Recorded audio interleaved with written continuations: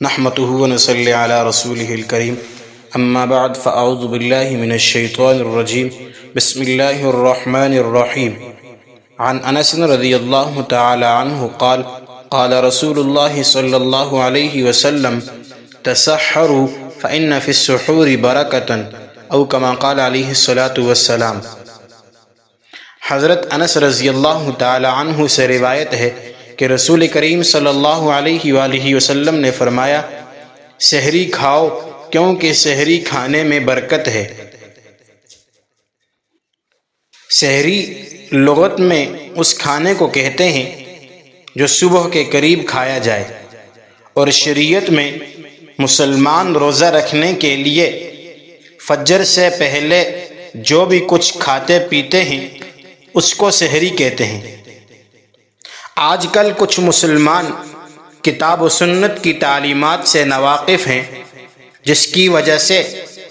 وہ صرف روزہ رکھنے کو ہی برکت اور اہم عمل سمجھتے ہیں۔ وہ اس بات سے ناآشنا ہیں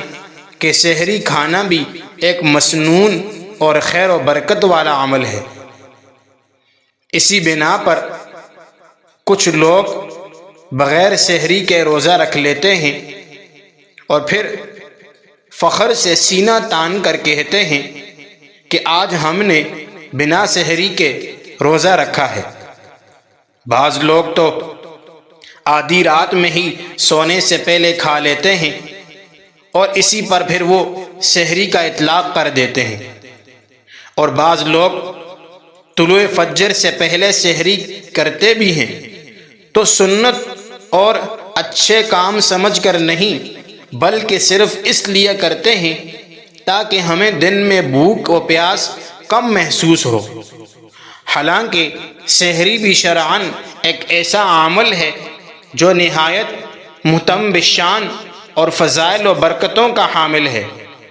شریعت میں اس کی بہت سے فضائل و فوائد اور برکات بیان کیے گئے ہیں، جیسا کہ حدیث مبارکہ میں نبی صلی اللہ علیہ وآلہ وسلم نے سحری کرنے کا حکم دیا ہے، جو کہ روزہ کی تیاری کے لیے طلوع فجر سے پہلے کھانے پینے کو کہتے ہیں۔ اس میں اللہ تعالیٰ کی طرف سے حکمت بھی ذکر کر رہے ہیں، اور وہ حکمت کیا ہے کہ برکت کا نزول ہے، اور برکت دنیا اور آخرت کے نفع پر مشتمل ہے۔ سحری کی ایک برکت یہ ہے کہ اس کے ذریعے دن میں اللہ تعالیٰ کی اطاعت میں مدد ملتی ہے، اور سحری کھانے کی ایک برکت یہ بھی ہے کہ روزہ دار مسلسل روزہ رکھنے سے اکتاتا نہیں ہے، بخلاف اس شخص کے کہ جو سحری نہیں کھاتا وہ بہت سی پریشانیوں کو محسوس کرتا ہے، جس کی وجہ سے اس پر دوبارہ روزہ رکھنا اگلے دن پھر مشکل ہو جاتا ہے۔ اور سحری کی ایک برکت یہ بھی ہے کہ اس سے آپ صلی اللہ علیہ وآلہ وسلم کی اتباع اور اہل کتاب کی مخالفت کر کے ثواب حاصل ہوتا ہے۔ اور سحری کی ایک برکت یہ بھی ہے کہ سحری کے لیے اٹھنے سے بسا اوقات نماز بھی پڑھ لی جاتی ہے، اور کبھی بعض ضرورت مندوں پر صدقہ کرنے کے بھی توفیق مل جاتی ہے، بسا اوقات قرآن کی تلاوت کا بھی موقع مل جاتا ہے۔ سحری کی برکتوں میں سے یہ بھی ہے کہ یہ اس وقت ایک عبادت بن جاتی ہے جب اس سے اللہ کی اطاعت پر مدد حاصل ہو اور آپ صلی اللہ علیہ وآلہ وسلم کی پیروی کرنے کی نیت کی جائے۔ اس کے علاوہ اللہ کی شریعت میں اور بھی کئی حکمتیں اور راز ہوتے ہیں۔ سحری کا سب سے بڑا فائدہ تو یہ ہے کہ فجر کی نماز کے لیے اٹھا جاتا ہے، اور اسی وجہ سے سحری کو مؤخر کرنے کا حکم دیا گیا ہے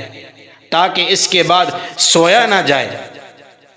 اگر سو گئے تو پھر فجر کی نماز فوت ہو جائے گی۔ لیکن اس کے خلاف جو شخص سحری نہیں کرتا تو اس کا مشاہدہ ہو چکا ہے کہ رمضان میں سحری کی وجہ سے فجر کی نماز میں نمازیوں کی تعداد غیر رمضان کی بنسبت زیادہ ہوتی ہے۔ اس کی وجہ یہ ہے کہ لوگ سحری کرتے ہیں، پھر سحری کر کے نماز پڑھ کے پھر سوتے ہیں، اور اس میں ہمیں ایک برکت یہ بھی حاصل ہوتی ہے کہ ہم اس سے تہجد کی نماز کا اہتمام ہمیں شروع ہو جاتا ہے کہ ہم اس سے تہجد کا اہتمام کر لیتے ہیں. تو اس لیے سحری بھی ایک اچھا اور خیر و برکت والا عمل ہے. اللہ رب العزت ہمیں ان باتوں پر عمل کرنے کی توفیق عطا فرمائے.